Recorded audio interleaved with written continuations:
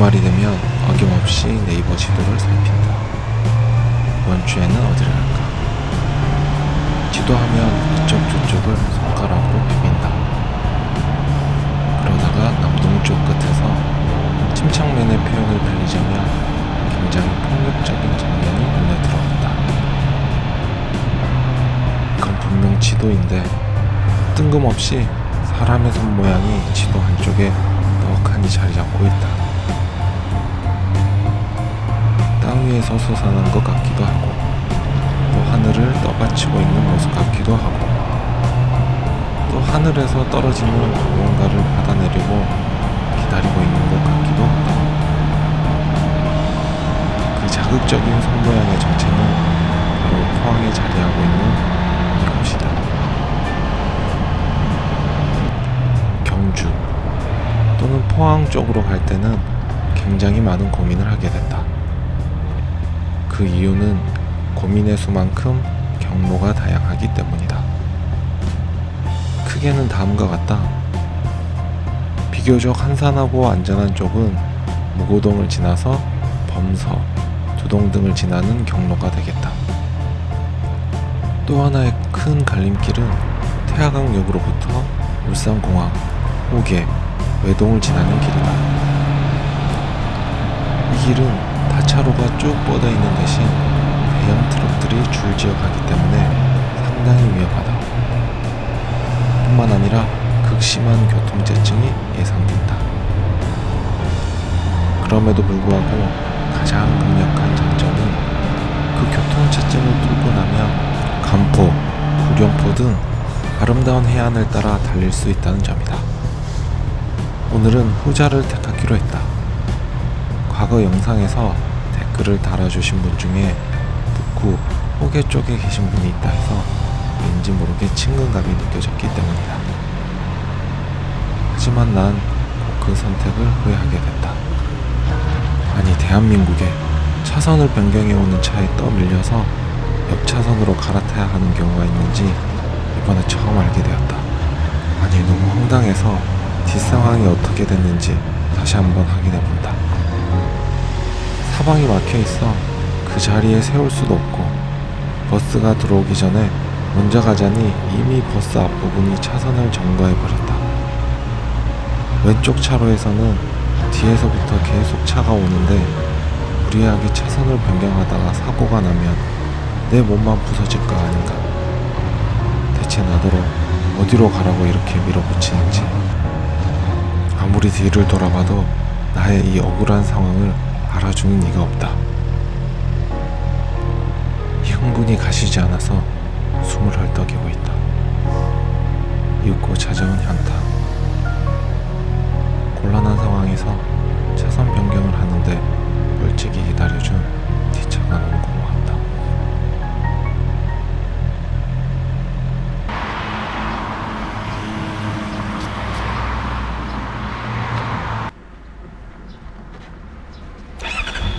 오래된 악기, 오래된 책, 오래된 벽지, 추억이 쌓이고 목이 쓸고 점점 부서지고 새로운 것들을 밀려나고 나도 그런가 보다. 나도 그런가 보다. 날 잊지 말아줘요. 옅어져가는 지난 날들 날 찾아와요. 정답게도 부둥켜 안고서 어떻게 지냈니? 어떻게 지냈니?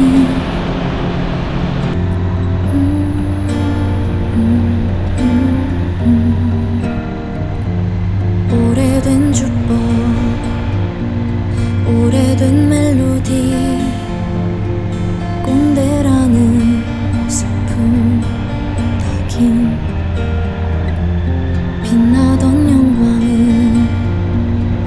해가 되고 별들은 먼지 속에 갇혀가네. 나도 그런가 보다. 나도 그런가 보다. 날 잊지 말아줘요. 옅어져가는 지난 날들 날 찾아와요. 잊지 않도록 부둥켜 안고서 가끔은 너무 지치고 힘들 때 나만 빼고 다 변한다 느낄 때 외로움에 사무치지. 새로운 것이 낯설어 보일 때 지겨운 것들이 왠지 보고 싶을 때 거기에 있을게. 날 잊지 말아줘요. 사라져가는 날들에 날 찾아와요. 서로의 온기를 나눠 안고서 어떻게 지냈니?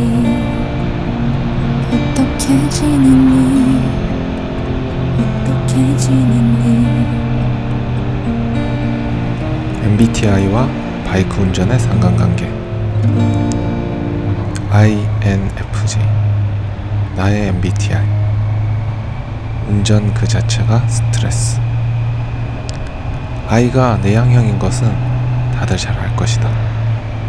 이 유형들은 자신의 생각이나 행동을 표현하는데 꽤나 오랜 시간이 걸린다. 자체 점검의 시간이 필요하기 때문이다. 대부분의 이 유형들은 누군가의 질문에 길어야 2-3초 안에 대답을 한다. 그런데 I 유형들은 길면 7-8초가 걸린다고 한다. 하나, 둘, 셋, 넷, 다섯. 지금 이 유형들은 이 순간 엄청 답답해 했을 테다. 5초. I에게는 짧고 E에게는 무척이나 긴 5초. 그 정적을 충분히 참을 수 있는 I는 이 시간 동안 생각에 잠겨 있다. N 유형들은 그럼 이 시간 동안 무엇을 생각하느냐? 이들은 바로 눈에 보이지 않는 그 무언가를 짐작해보고 있다. S 유형들은 자신의 오감, 즉 보고, 듣고, 냄새를 맡고, 맛보고, 피부에 닿는 이 현실적 감각을 있는 그대로 받아들인다. 그런데 N 유형들은 이 정보들을 바탕으로 그 이면에 담겨있는 의미를 파악하려고 애쓴다. 뿐만 아니라 이 정보들이 재조합되어 앞으로 일어날 일이 무엇인지에 대해 끊임없이 상상하고 예측해본다. 이 고생이 이들에게는 결과적 안심이다. F는 다들 감성적이고 감정적인 성향이라고들 알고 있다. 그런데 실상 F는 그런 것만을 가리키는 지표가 아니다. 이들은 J라는 지표와 결합될 때 어떤 판단을 내리고 결정함에 있어서 규정과 규칙보다 인간관계나 주변 사람들의 성향 등을 결정적 요소로 삼는다는 것이다. 더구나 FJ가 N과 결합할 때는 일이 되어가는 맥락까지 고려해야 하니 머릿속은 더욱 복잡해진다. 이러한 지표들이 합쳐진 INFJ 유형인 나는 도로에 나갈 때마다 무진장 스트레스를 받는다. 운전을 할 때 차들의 흐름과 교통체계, 주변 차들의 방향 지시 등과 브레이크 등, 속도, 차선 변경 의도, 목적지, 날씨, 노면 상태, 심지어 동행자가 있으면 그들의 상태까지 모두 고려의 대상이다. 때문에 깜빡이를 안 켜고 들어오는 차라든지 앞차의 갑작스러운 정차, 도로변에 불법 주정차된 차량 등 이 모든 돌발 행위들이 모두 당황스럽게 느껴진다. 그리고 이러한 현상들이 도대체 왜 일어나는지에 대해 고민하고 고뇌하기 시작한다. 이런 현상들이 일어나는 이유와 사회적 함의에 대해 고민한다는 바로 이 지점이 진정 INFJ, 이 성격 유형들이 도로 상황에서 다른 이보다 더 큰 피로감을 느끼는 결정적 차이점이 아닐까 싶다. 그래서 난 사실 R차든 네이키드든 투어러든 멀티퍼포즈든 이런 게 중요한 게 아니었다. 그냥 도로 상황 자체가 스트레스였다. 그럼에도 불구하고 바이크를 타는 이유, INFJ들은 특히 더 잘 들어 보시라. 바이크를 타면 과도한 스트레스 상황에 따라 분비되는 아드레날린이나 코르티솔 같은 녀석들, 그리고 반대급부로 스릴감으로 인해 분비되는 도파민 등이 짬뽕이 되어서 머릿속이 아노미 상태에 이르게 된다. 이때면 평소와 달리 아무 생각도 할 수 없게 되고 오직 바이크를 타는 것에만 집중하게 된다. 즉 머릿속이 하얗게 비어지는 것이다. 그러면 나를 괴롭히던 일상의 복잡한 일들마저도 다 잊게 되고 그냥 내비게이션이 시키는 대로 목적지를 향해 바이크의 속도를 올리고 내리는 일에만 신경을 쓰게 된다. 그런데 이제 슬슬 바이크를 다루는 일에 적응이 되려고 한다.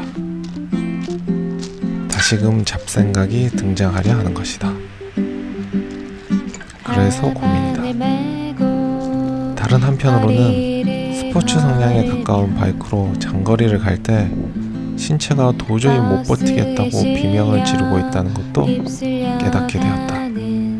그래서 투어러 장르, 아메리칸 스타일, 이런 바이크를 타야 되나 하는 생각을 자꾸만 되뇌이게 된다.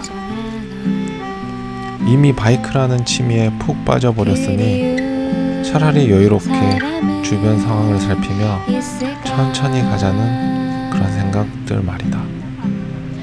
가성비까지 따져서 이를테면 혼다의 레블이나 BMW의 GS 시리즈가 자꾸만 눈에 들어온다. 그래, 결국 이렇게 길고 복잡한 이야기를 한 이유, 바로 벌써부터 기변병이 도지고 있다는 것이다. 그래도 1년은 타야 할 텐데, 보험료 생각해서라도 1년은 버텨야 할 텐데, 제발. 하고 헤어지다 빼곡히 붙은 모니터여 메모들, 만나야 할 사람 어제 남은